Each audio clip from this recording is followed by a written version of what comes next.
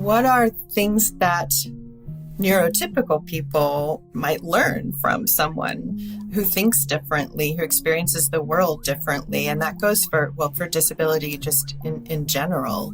Disability can be a force for innovation and creativity, a generative force.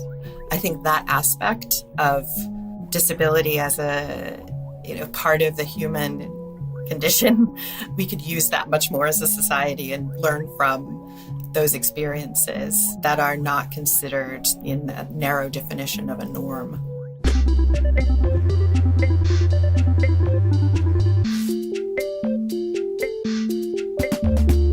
Hello and welcome to Working to Work episode 13.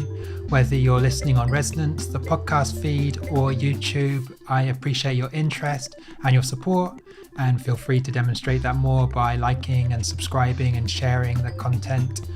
Content is such a cringy word, but the material, so that others may find it and it could be a benefit to them. So at the top of the show, you heard a clip from my interview with Rebecca McGinnis.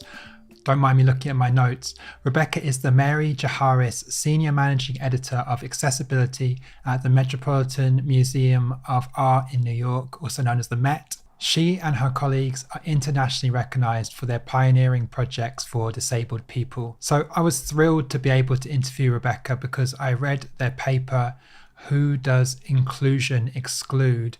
And I thought it was brilliant. For me, the crux of the paper highlights the significant difference between making something accessible and making it inclusive.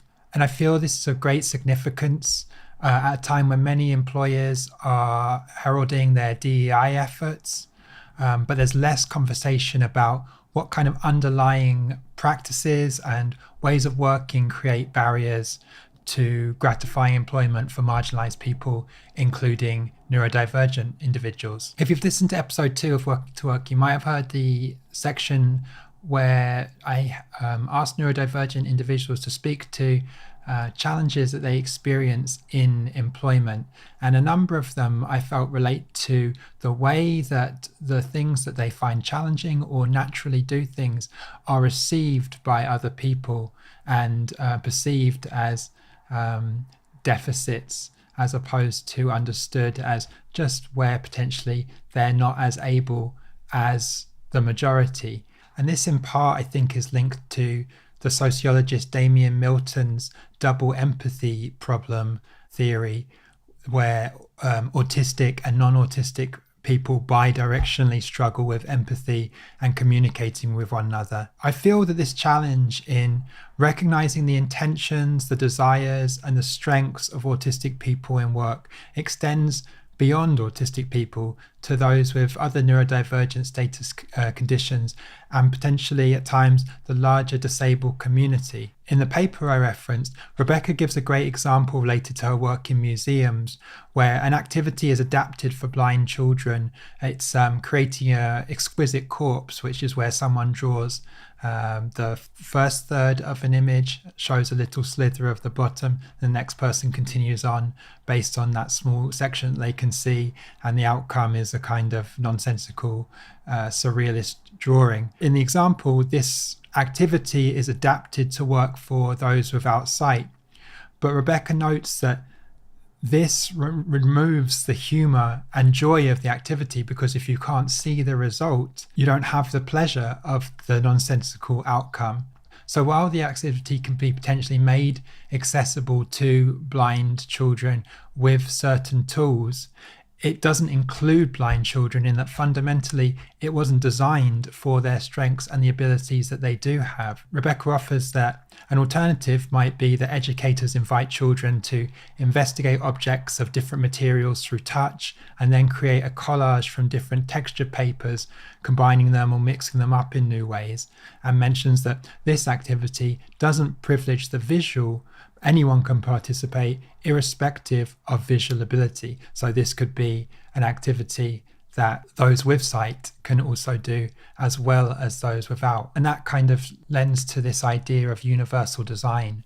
I think there's a tangential relationship to some of the efforts of employers in terms of helping neurodivergent individuals with work. So some aspects of work may now be or are heading in the direction of accessibility, but that doesn't necessarily equate to neurodivergent people feeling their strengths and abilities are being validated, that our sensibilities are recognized as of equal importance and validity, and that the work for us isn't to assimilate to the majority, but rather the majority to better understand and appreciate differences and include them in the culture and design of the organization. So this is a bit of a tangential setup for this interview.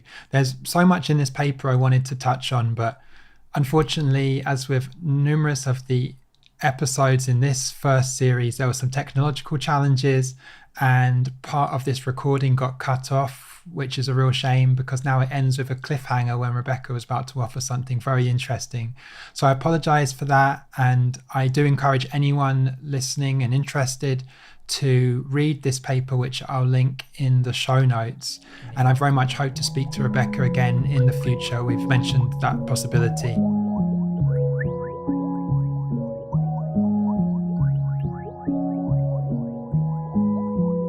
So Rebecca, thank you so much for joining me. I wanted to start by asking maybe a big question, but maybe at the crux of the paper, what you consider the distinction between inclusion and accessibility is. Yes. To me, accessibility, when we're talking about disability, is really a precursor to inclusion. They're not the same thing. You have to have accessibility in order to be inclusive, but accessibility doesn't necessarily mean inclusion.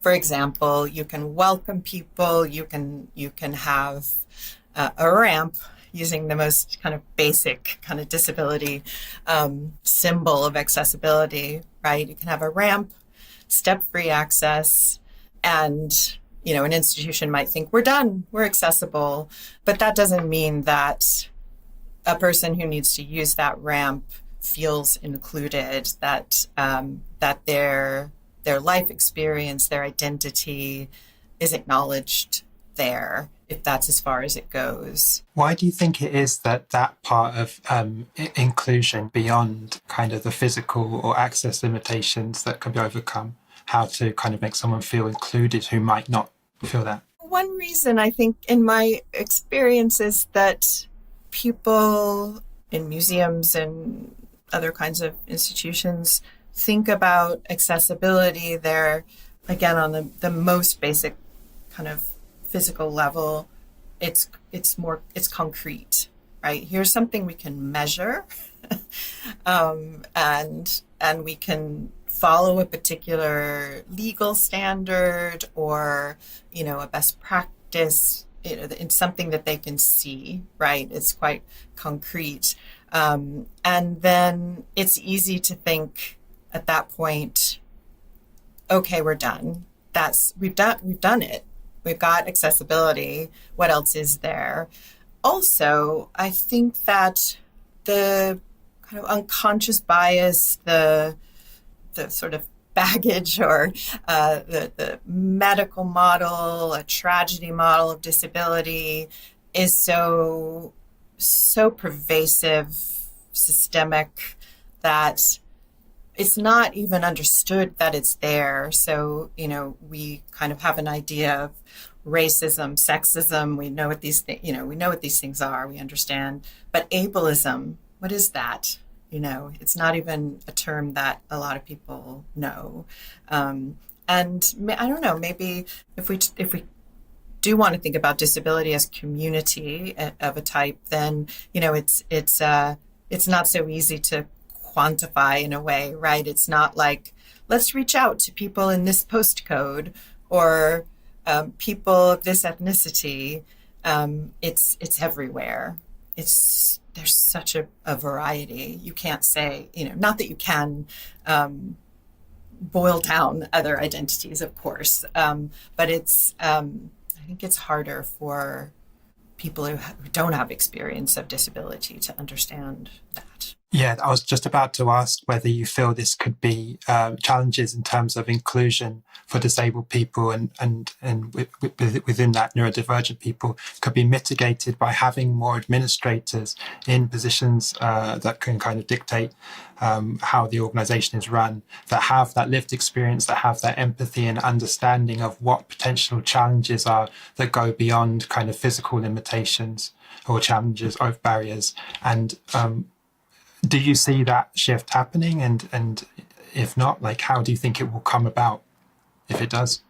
I definitely think that's what we need, right? We need a representation amongst employees, personnel that reflects communities, that reflects audiences better in all sorts of ways.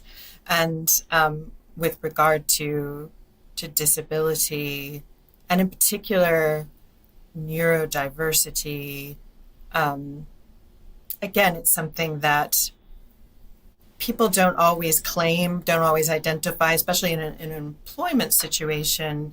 They may be nervous about identifying themselves as a person with a disability. That further complicates the awareness really across an institution, kind of internally.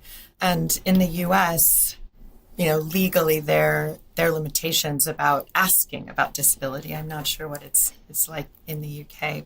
And so it's up to an individual to identify, to ask for an accommodation. That's a barrier, right, to employment, but then also to kind of sharing that lived experience with your colleagues sometimes. Does that make sense? Yeah, it does make sense, because I was thinking, there might be challenges to get those positions, that if they're not kind of supported, people aren't supported, then they can't get into those positions where they can utilize their lived experience to impact the organization. That's right. And I think too, when you have people in those positions, especially when they're willing to discuss their experience, you get a much richer understanding. So there are those challenges, right? What do I need to do my job? How can these barriers be overcome? I don't like that word, but circumvented, removed. But also, what are things that neurotypical people might learn from someone who thinks differently, who experiences the world differently? And that goes for disability just in general. I think that, that disability can be a force for innovation and creativity, a generative force.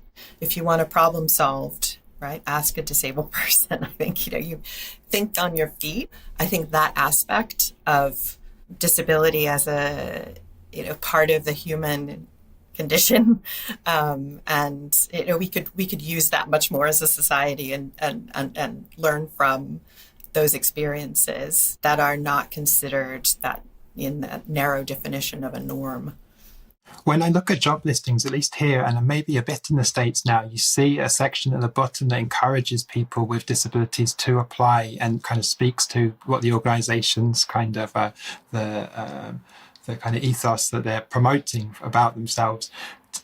Do you not see that necessarily then reflected in the hiring choices and the people that kind of make it into positions, that they're presumably with this sense of we want a diverse workforce, there is also implied in that we will support those that do have need particular accommodations or have certain challenges?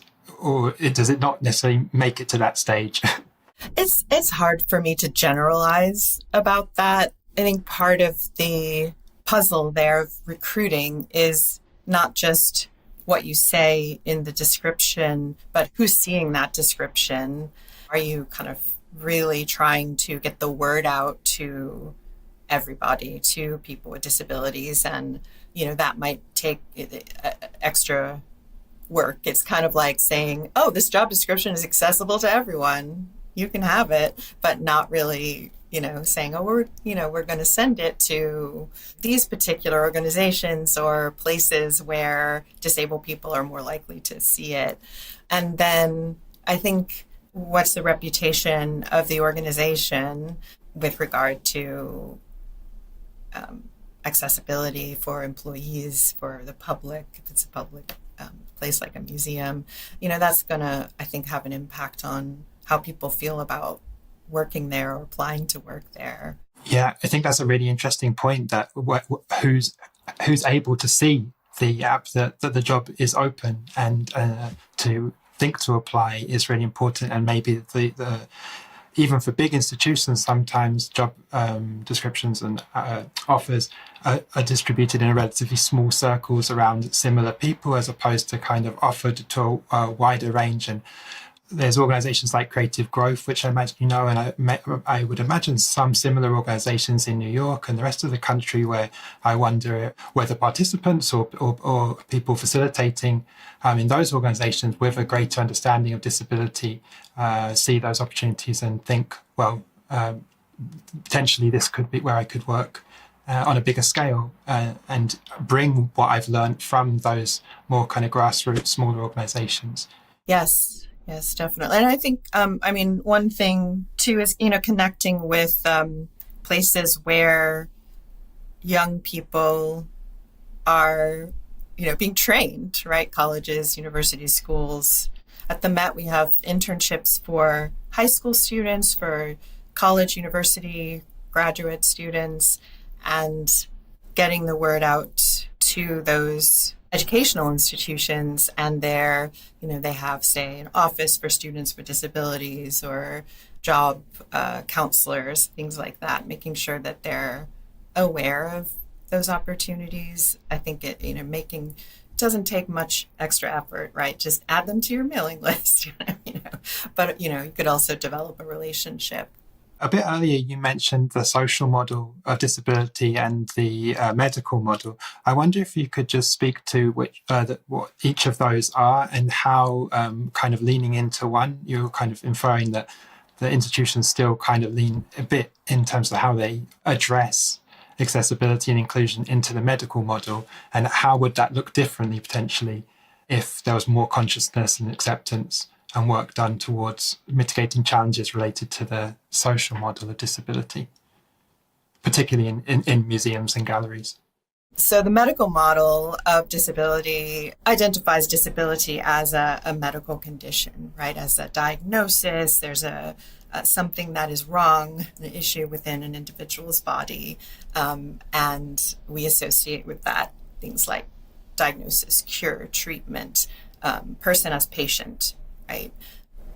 In the social model, acknowledges that the environment around us is disabling, right? The physical environment, but also the work environment, the organizational structure, policy, the attitudes of individuals and organizations, right, can be disabling.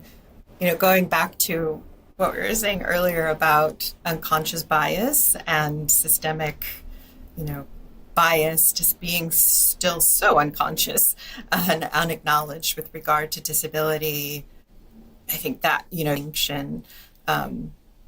needs some work. I think often in organizationally, of course, they're always individuals, right? In a group of people who work in any museum, probably people with experience or disability themselves, or family members, or friends, or people with a deeper understanding. But often that's it's that sort of, in a way, that sort of basic physical accessibility, the step-free access, or here we have something in Braille. So I've got a bit of a follow-up question in relation to the medical and social model, just to give people an idea. Maybe, like, as you described, the medical model being about the problem being within one's body, how can we help them in a quite relatively, not base way, fundamental way, but solves what we can see and is measurable. So maybe a ramp into the museum is a good example of that. But then perhaps an example of the social model would be, what's one's experience when in the museum? Are they allowed to be themselves in that space? Is it do they need to conform to a way that is expected in this certain institution? For example, being quiet, or moving slowly, or conventions that one might not be as comfortable with, be as natural to them, that it is potentially to uh, other people. Yeah.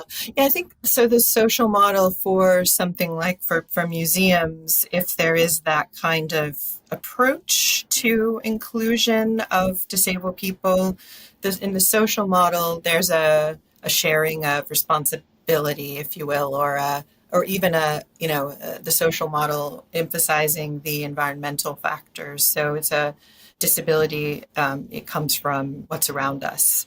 And in a way, to me, often the social model can be seen as maybe not acknowledging the individual characteristics of the individual, but really pushing that responsibility onto, say, the organization, which is a good way, to start. Like, think about the fact that someone uses a wheelchair is disabling, but the fact that there's a huge flight of steps up to your entrance, right?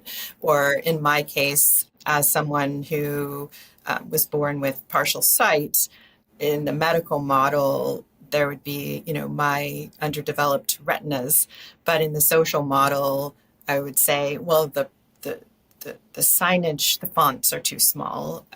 So that's something that the institution has control over, right? That can be changed. There is a way to make things more accessible for me. However, if I were completely without sight, no matter how big the fonts are, I am completely without sight. So, I mean, I think that another model, which some people call a kind of identity model, might be an even more useful way to think, where I like the World Health Organization definition of disability, where it's kind of characterized as part of the human condition, and it's a disability is the result of that intersection between personal characteristics and environmental characteristics.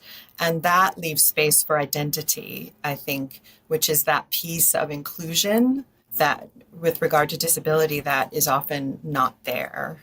It's sort of like disability, we won't talk about it. We'll have the braille and the large print and the step-free access, and here's some adaptive art supplies maybe for a program, or, you can pick up an audio guide. This is a deficit where, we're trying to kind of create a situation where someone with the so-called deficit can still experience things in the way that a person so-called without a deficit, without a disability can experience. But what about seeing the experience of disability in the art, in the interpretation, in the staff, in the teaching artists, in a museum, and really addressing the human experience of disability on that level. That's what I would like to see more in museums.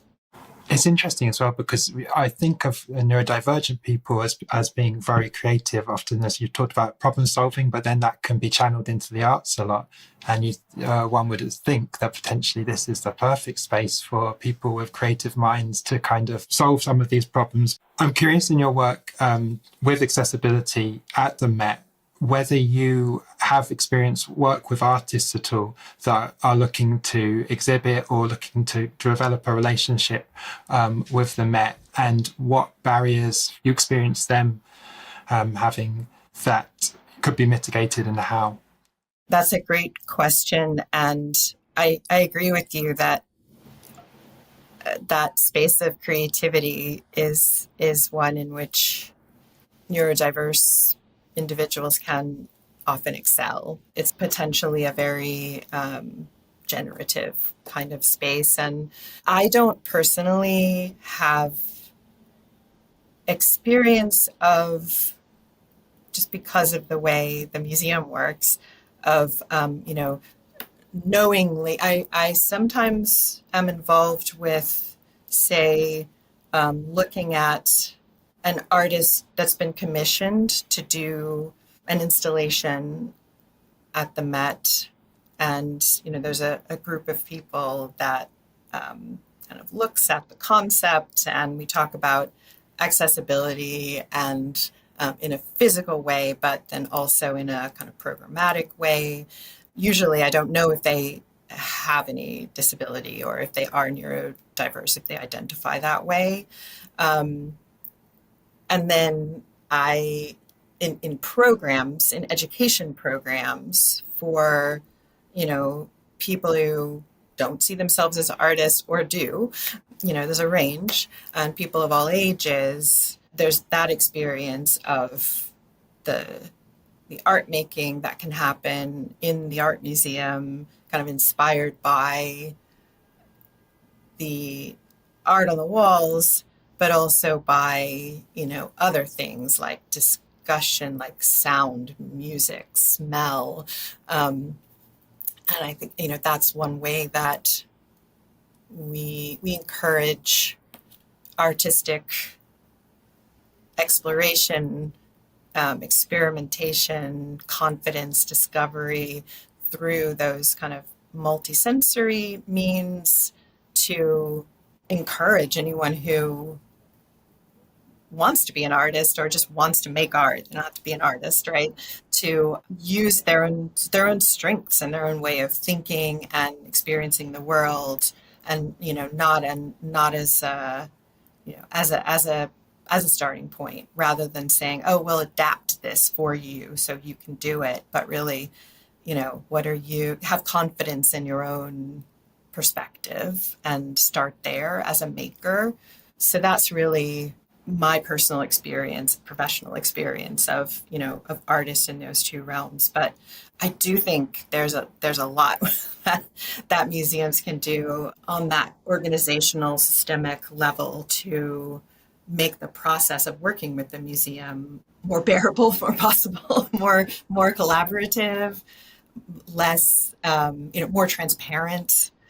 Yeah, I was going to say, could it be about demystifying like some of these ways? Because I think that maybe if you are in the know, you know the right people, you find the way you have to make your journey into getting exhibited. And without that knowledge, without those connections, and with other challenges, it can be very difficult, regardless of the quality of your work, if you can never make it visible, and you don't have that kind of support to come through to get to represent yourself and in a big institution. Absolutely. Demystifying was exactly the word I was trying to find. So thank you for that. It was exactly. Um, and I mean, that process is going to vary from institution to institution. The Met is a huge and complex place. And, there are so many different people to work with as an artist, even as a teaching artist, or as an artist that's been commissioned to create a site specific work for the museum, or an artist whose work has been acquired by the museum. There might be these different moments of intersection. There's this, if it's a commission, there's all of that planning of the work in relation to the space, and all kinds of logistical things, as well as conceptual and artistic, right? And then there might be programmatic spaces too. Do you want to talk to the public about your work? What kind of environment? Do you want to do that in the what supports? We don't just say, well, I would hope a museum wouldn't say, come and do a gallery talk. That's your only option to talk to the public in the museum galleries. Maybe that's not a comfortable space. What are the options? Having those conversations, and that kind of just goes back to that level of acknowledgement of different needs and preferences, and not thinking of it as, oh, we need to accommodate this artist, but just here's some options. And you've mentioned in your article different ways, 4 ways you highlighted, where how museums are addressing, I think, I don't really love this word, but addressing disability, say classroom education, education programming, community outreach. Let me know if I'm wrong with this, by the way, and kind of a hierarchy in museums. And just really quick, before we get to that, you mentioned people without them coming out and saying, I'm dyslexic, I'm autistic, I've got this disability or that it could be difficult to get kind of access needs met or get accommodations made. I wonder if kind of a greater understanding of the differences that exist within humans and what they need can kind of mitigate, reduce the need for someone to be explicit, not because they're hiding it away, just because there is a greater understanding of kind of what different people might need to be able to have those needs met without there needing to be some disclosure of a difference necessarily. I think, and those four things, I think that was kind of a discussion of, so in the US and I think often in the UK, um, the majority of work around kind of accessibility, disability is a lot of that happens in from education or learning, different names for that, the programmatic kind of departments, sections of the museum. And in the US, that kind of stemmed from working with schools. In the mid 1970s, the act was passed that gave children with disabilities the right to a free and public education. And in some cases, one thing that happened was that schools sometimes turned to museums as places to help bridge that we don't know what to do to give this child a full and quality education. Museums are less formal places for learning. How can we work together? And that's what happened at the Met in the 1970s and 1980s, and was kind of the origin of our program called Discoveries, which is still going today. That was established together. It was with support from the state's Office for People with Developmental Disabilities as a way of kind of supporting education for those students. And then, it's kind of stayed in education. If you've got an education program that is for a particular audience with particular disabilities, then that's the way, that program can interpret, can, find the accessible ways, can describe, can do the work of accessibility for something that's not, can kind of make something that's not very accessible. So we'll just do it in come to the program. You have a disability, we got a program for you, right? Then we got those more segregated programs. So things developed in that way. Then I talked about that sort of hierarchy to where often education staff, don't have as much power in a museum. Often that role of those acts, making things accessible to our audiences with disabilities through programs, that's the kind of bottom of the, you come in as a young educator, here, do this. Then that educator develops their expertise and they kind of move out of it. It's like a stepping stone in a way. And they might, take that knowledge through their work, but it's sort of relied on this individual rather than an institutional commitment to including people with disabilities. And so that, power is, keeping those programs with someone or a team that doesn't have a lot of power is also, that's a political thing and a barrier. So that's where I was going with those four kind of ways. That's kind of outlining a kind of history of where we are. I imagine if there's people that are, in inverted commas, kind of ascending in the ranks at a museum that have worked in the education department and done well and recognise its value, that them getting into positions with more power and more influence would be beneficial to that, or is that not, doesn't necessarily pan out like that? Definitely, that helps for sure. And I think that exposing, young people, through these internships or just, conversations through, if they're studying museum studies, there are lots of different ways to get people thinking at an early stage in their careers about, really to begin thinking about this and how they might approach inclusion and just, to It takes time to develop a personal understanding of true equity in their work with regard to disability. So yeah, however we can reach people, whatever jobs they're going to do. I mean, that's also an interesting thing about accessibility and disability work in museums and other cultural institutions. They do sit in lots of different areas of organizations, institutions, or some responsibility. I mean, it should be everybody's responsibility, right? But the people who have expertise, their kind of portfolio of expertise can be quite broad. You were asking before about ways to design experiences, I think, that don't require someone to identify, right, or to as disabled, or to ask for an accommodation. Or maybe then for not need to be classed as an accommodation. So, for example, like if someone, like you made a point of someone giving a presentation about their work or a talk, instead of needing to say, oh, actually, because of X, Y, and Z, I feel like this is the way I prefer to do it for these reasons, as opposed to kind of because I can't do that.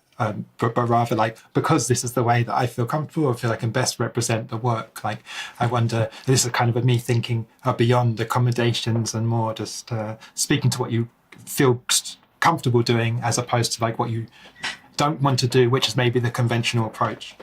Right. Yes. Yeah, so many things to talk about there. In terms of the museum experience, there are certain things that can be available that are just there, right? Like you say, that people don't have to explain what or why they need them, and that goes beyond, there's a sign language interpreter or a captioner, or the things that are visible. Again, so much easier for people to get the things that are visible, right? And that it goes back to designing experiences, right? Really, with a multitude of a variety of people in mind. So it's that the experience, the space, is designed intrinsically in a way that takes into consideration human variety. Well, from a physical perspective, designing spaces for thinking about the sensory environment and acoustics and all kinds of things that are so important and are not necessarily given the emphasis that they could be in that kind of process of developing a space. And then in terms of like kind of programmatic experience, and by that I mean. All right, so that was my interview with Rebecca McGinnis, Senior Managing Editor, Accessibility at the Metropolitan Museum of Art in New York. It is a long job title, but I believe one well deserved. And I think the Met are lucky to have Rebecca there. Again, apologies for it getting cut off. There was a lot in what we spoke about after it got cut off, and a lot more beyond that I wanted to speak about. But these things happen, and as I say, hopefully I'll get a chance to speak with Rebecca again, and I will share it if so.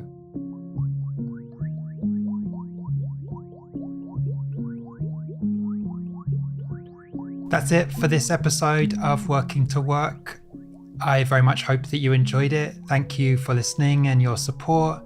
Thank you to Rebecca McGinnis for the time that she gave for this interview. Thank you to Resonance for airing the program.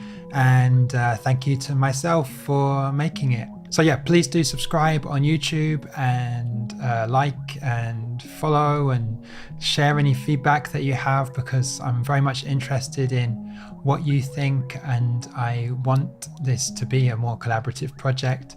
And sharing it is something that I think is important, because my wish is for people to consider these issues, and for them to effectively change things for the better for neurodivergent people and for all people in employment. Because fundamentally, like, if you have people in employment doing work that they enjoy doing, where that aligns with their skills, it's better for everyone. And that's what I want to see, and that's what I imagine most people want to see. I'm not saying this program will fundamentally change all of that, but I hope it will help. So please do share, please do get in touch if you're interested, and I'll see you in the next episode.